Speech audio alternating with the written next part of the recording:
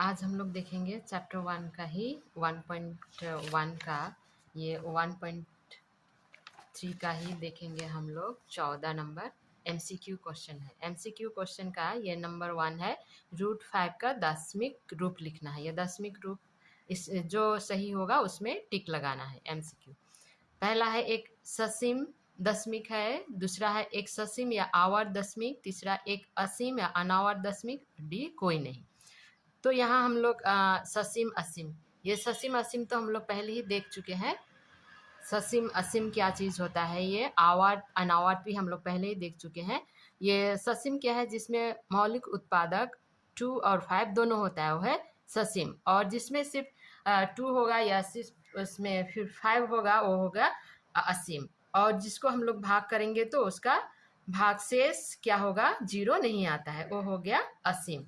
तो ये हमारा √5 ये होगा एक असीम और अनावर्त दशमिक। इसका मौलिक उत्पादक केवल 1 और 5 है, तो इसका आंसर होगा नंबर सी, एक असीम और अनावर्त दशमिक होगा। तो 14 नंबर का 1 नंबर का आंसर हो गया सी। 1 नंबर का आंसर हो गया सी, क्योंकि इसका मौलिक उत्पादक सिर्फ 1 और 5 ही होगा।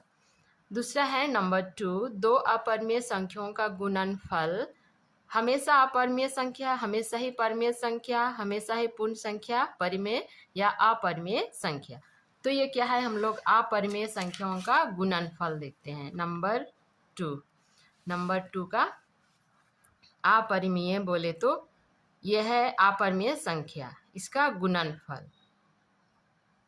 तो इसका गुणनफल कितना हो जाएगा, स्क्वायर के अंदर आएगा तो 2 बार।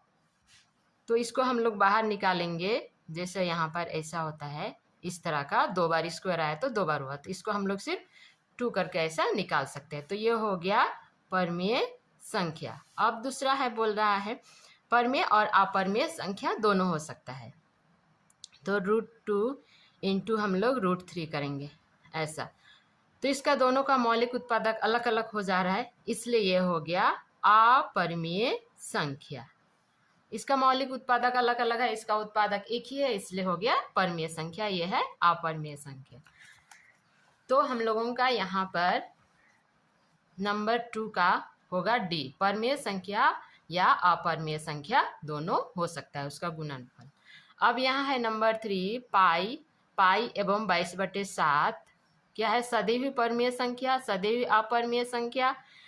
सी पाई परिमेय संख्या और 22/7 अपरिमेय संख्या। डी में है पाई अपरिमेय संख्या और 22/7 परिमेय संख्या। तो ये नंबर डी वाला सही होगा, क्योंकि पाई का यहाँ नीचे हम लोग 1 नहीं कर सकते हैं, क्योंकि पी और क्यू के रूप में हम लोग पाई को व्यक्त नहीं कर सकते हैं, लेकिन ये पी और क्यू के रूप में व्यक्त है 22/7, इसलिए नंबर डी आंसर सही होगा। पाई है अपरिमेय संख्या और 22/7 है अपरिमेय संख्या। तो नंबर 3 का होगा आंसर डी। अब उसके बाद में है नंबर 4 है, दो परिमेय संख्याओं के बीच कोई परिमेय संख्या नहीं, केवल एक परिमेय संख्या, असंख्य परिमेय संख्या और कोई अपरिमेय संख्या नहीं। तो ये 2 परिमेय संख्याओं के बीच में बोला है। हम नंबर 4, 2 परिमेय संख्या, हम लोग परिमेय संख्या करेंगे, मान लिया 1/2 कर रहे हैं और यहाँ 3/2, इसके बीच में बहुत सारा क्या, ये भी परिमेय संख्या है, इसको पी क्यू के रूप में हम लोग व्यक्त कर रहे हैं, इसको भी हम लोग पी क्यू के रूप में व्यक्त कर सकते हैं। तो इसके बीच में बोला है असंख्य अपरिमेय संख्या निकल सकता है। ये हो गया नंबर सी का। तो नंबर 4 का अभी देखिए, 2 परिमेय संख्याओं के बीच कोई अपरिमेय संख्या नहीं दिया, नंबर सी वाला होगा असंख्य अपरिमेय संख्या होगा। तो ये इसके बीच में होगा, हो गया नंबर सी होगा। नंबर 4 का नंबर सी हो गया। अब है नंबर 5 का है, 2 अपरिमेय संख्याओं के बीच, यहाँ है असंख्य अपरिमेय संख्या, 2 अपरिमेय के बीच हम लोग यहाँ पर करेंगे नंबर नंबर 5 का कर रहे हैं। नंबर 5, दो अपरिमेय संख्या कहा है। अपरिमेय संख्या 2, 1, इस तरह से 2, 1, फिर उसके बाद में 2, 1, 1, 2, 3, 2, 4, और फिर उसके बाद में दो अपरिमेय, ये भी अपरिमेय संख्या हो गया। अब हम लोग करेंगे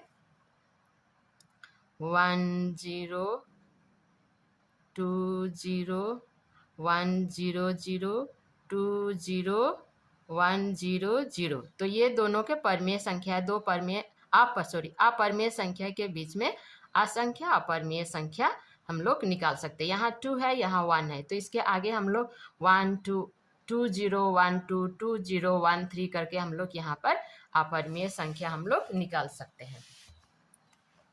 उसके बाद में है नंबर 6। नंबर 6 है जीरो संख्या। जीरो संख्या क्या है? यहाँ अखंड संख्या किंतु पूर्ण संख्या नहीं, पूर्ण संख्या किंतु परमेय संख्या नहीं। नंबर सी, परमेय संख्या किंतु वास्तविक संख्या नहीं।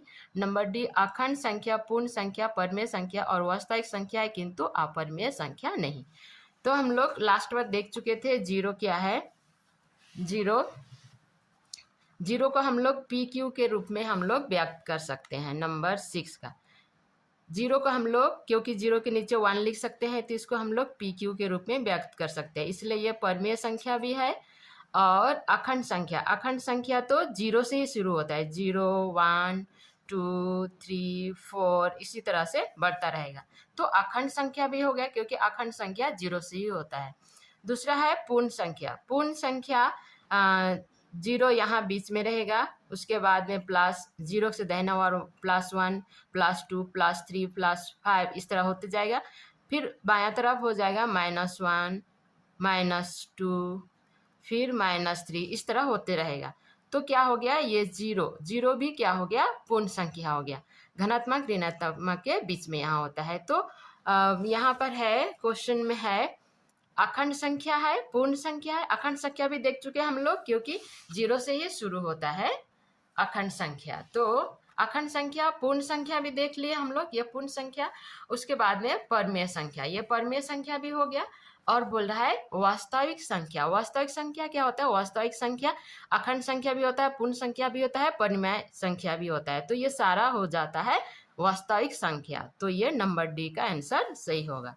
तो नंबर 6 हो गया डी, ये हो गया। अभी हम लोग देखेंगे नंबर 15।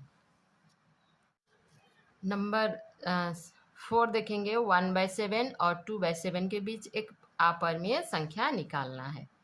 नंबर 4, 1/7 और 2/7 इस दोनों के बीच अपरिमेय संख्या निकाल। इसको हम भाग देना पड़ेगा।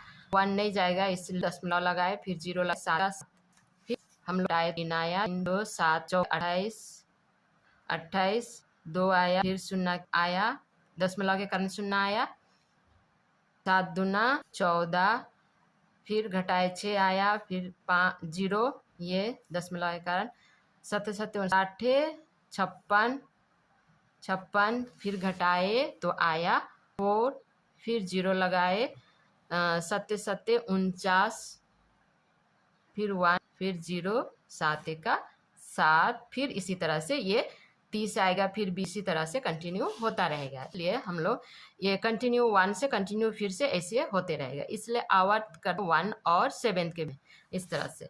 उसके बाद 7 को हम लोग से करेंगे, दशमलव लगाए, 0 लगाए, 7 दूनी 14, 6, 7, 56, फिर 4, फिर 9 से 49, फिर 10, 7 7, फिर 7 14, 7 के 2 7 14 इसी तरह से ये कंटिन्यू से आता रहेगा। ये 2 के बाद में तो हम 2 और के भी लगा। तो अपरिमेय संख्या 1/7 बीच में गया, 0.1 अर्थ 4 to 8 7th आवर, फिर 2/7 का 0.2 आवर, 8 7 1 4 आवर। तो ये दोनों के में हम लोग एक अपरिमेय निकालना है। इससे छोटा है और बड़ा चाहिए, छोटा होने ये दोनों के हम लोग भी लगते हैं 6 7 1 8 तरह कंटिन्यू होतेगा। तो हम लगाए हैं 0.1 C 0 1600 इसी तरह रहेगा। तो आप एक अपरमेशन वाला इसलिए एक पर में लिख भी आप लोग चाहे और भी लिख सकते हैं। इससे होना चाहिए इससे बड़ा, सॉरी इससे बड़ा चाहिए इससे छोटा हो, इसके दोनों के बीच का संख्या निकालना है। उसके बाद दूसरा देखेंगे हम, नंबर 5 है आवर्त संख्या को साधारण भिन्न के रूप में लिखना। तो ये आवर्त हम लोग साधारण भिन्न में, ये भी हम लोग पिछले क्लास में देख चुके हैं। 0.0 1 2 3 आवर्त, इसको कर लिए। ये मिश्र दशा, उसको करने के लिए इसका है 1 2 3, ये 0 का मैं इसलिए 0 नहीं लिखे 1 3। उसके बाद में ये फिर उसके बाद में क्या है, इसमें 1 और 2 में आवर्त नहीं, इसलिए 1 और 2 इसका माइनस हो जाएगा। उसके बाद में सिर्फ आवर्त 3 के ऊपर है संख्या के, इसलिए एक संख्या 9 लिखे। फिर 1 2 3 दशमलव के बाद में 1 2 3, ये 3 संख्या में आवर्त नहीं है, इसलिए हम लोग यहाँ पर 0 लगा। इसको हम लोग घटाएंगे तो 123 से 12 आने से 151, इतना 9000 है। अब ये 3 से काटेगा तो 3 तिया 9, 3 सत्ते 21, 3 तिया 9, इस तरह से 37/3000।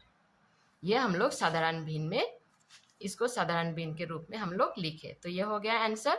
तो इस तरह से आज हम लोग ये MCQ 14 का MCQ देखे, फिर ये 15 का संक्षिप्त उत्तर वाले प्रश्न ये हम लोग कर लिए। दूसरा दिन हम इसे देखेंगे नया।